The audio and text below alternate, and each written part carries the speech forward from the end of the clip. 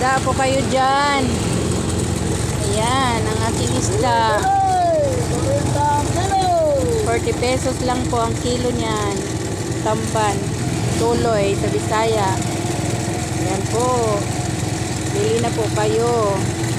Ayan, nasa ilalim po ang isda. Maraming isda po yan.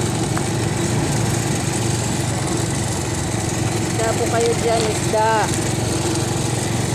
Ayan. Siyempre, nilalagyan po natin ng ice para hindi po lanta ang isda. Ayan po, tumatakbo po yung tricycle. Ayan. Ayan po, fresh na fresh ang isda.